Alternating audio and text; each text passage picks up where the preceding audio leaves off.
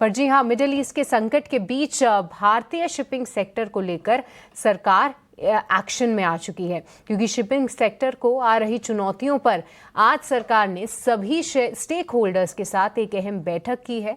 आइए इस पर ज़्यादा जानकारी के लिए चलते हैं हमारी सहयोगी सुमिता करीर के पास। सुमिता, बताइए क्या कुछ सरकार विचार कर रही है, कि किस तरीके से वो एक्शन में आती हुई दिखी है?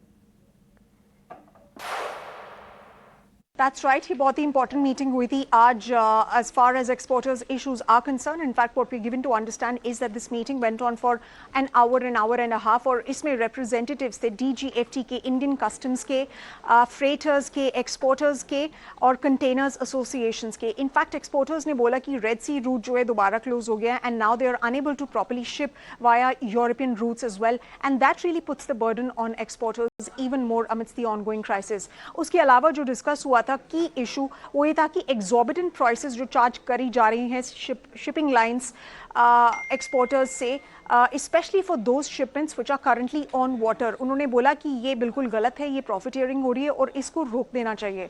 सो that was the other big takeaway. In fact some exporters said कि उनको इस पूरी सिचुएशन में कभी कभी जो सरचार्ज है वो लेवी हो रहा है 4 टाइम्स जो ओरिजिनल प्राइस था.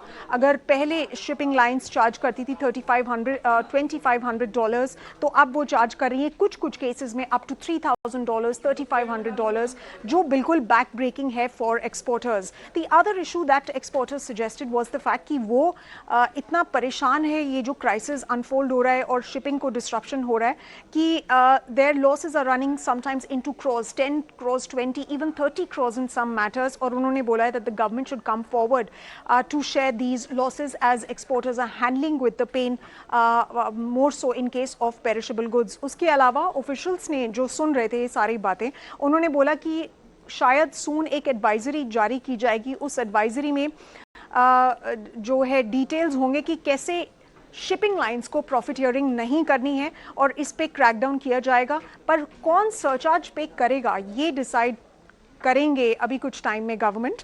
उसके अलावा exporters also sought clarity on containers that are currently at sea and how they should be moved back to town और बीटीटी, और उसके ऊपर वो क्लैरिटी अवेट कर रहे हैं. दूसरी चीज़ ये है कि कुछ केसेस में एनओसी जो मिल रहा है तो वो बहुत ही 4-5 दिन के अंदर एनओसी मिल रहा है, जो बहुत ही लेट है क्योंकि उनसे उनका लॉसेस बढ़ रहा है.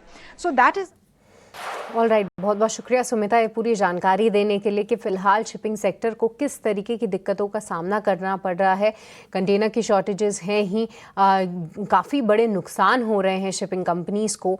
इस बारे में भी सरकार जो है थोड़ा एक्शन लेते हुए और थोड़े कंसर्न्स जताते हुए ज़रूर दिख रही है.